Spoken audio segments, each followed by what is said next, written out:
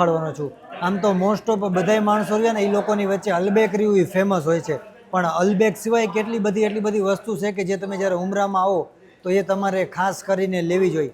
તો એક અલબેક જેવું જ એક સેમ નામ છે અલદેક, એના નગેટ્સ પણ ઘણા સારા આવે છે। એ સિવાય એના શાવરમાં છે, એના બર્ગર છે। તો અત્યારે આપણે ઓર્ડર આપ્યો તો 24 રિયાલનો આપણો ઓર્ડર છે।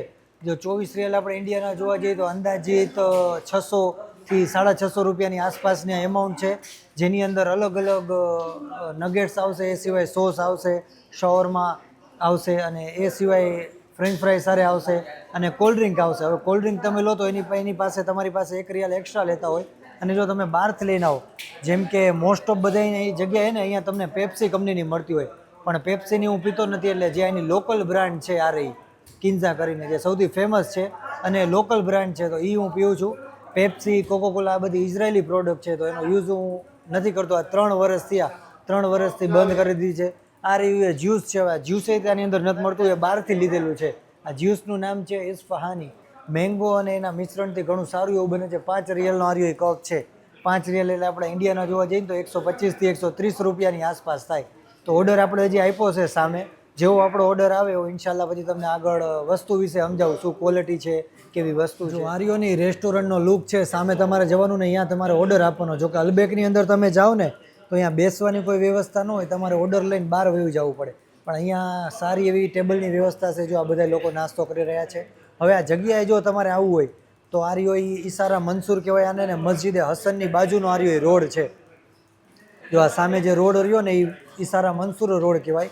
હરમ શરીફથી અંજુમ હોટલથી સીધા તમે ચાલીને આવો એટલે અલદેકનું આ રેસ્ટોરન્ટ આવે। આ તમને હરમ શરીફની અંદર નહીં મળે, અને અલબેક કરતાં સસ્તું પણ છે, 1-2 રિયાલ, અને ક્વોન્ટિટીમાં ઘણું સારું આવે છે। નગેટ્સ મોટા આવે છે, હમણાં આવે ઓર્ડર એટલે ઇન્શાલ્લાહ હું તમને દેખાડું। જો આપણો ઓર્ડર રહ્યો ને એ આવી ગયો છે, સાથે ખુબૂસ આવી છે। ખુબૂસ એટલે સઉદીની રોટલી થાય, અને અલબેકમાં તમે જાઓ તો અહીંયા તમને બન આપતા હોય। હવે આ અલદેકના નગેટ્સ રહ્યા ને એ થોડાક અલબેક કરતાં મોટા હોય છે, અને ક્વોન્ટિટીમાં મને એવું લાગે છે કે થોડાક વધારે છે।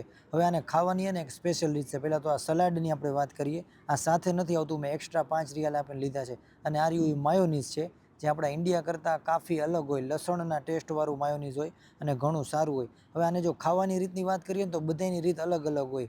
કોક આને માયોનીઝ સાથે ખાતા હોય, કોક આને ચીઝની સાથે ખાતા હોય, ચીઝ સલાડની સાથે ખાતા હોય। મને નોર્મલી સિમ્પલ ભાવે છે, તો ખાવામાં ઘણું આ ક્રિસ્પી હોય છે। એ સિવાય આનો ટેસ્ટ રહ્યો એ આપણને ઇન્ડિયાની અંદર ક્યાંય મળવાનો નથી, ઇમ્પોસિબલ છે, કેમ કે આનો ટેસ્ટ એટલો સારો અને સાવ અલગ આવે ને।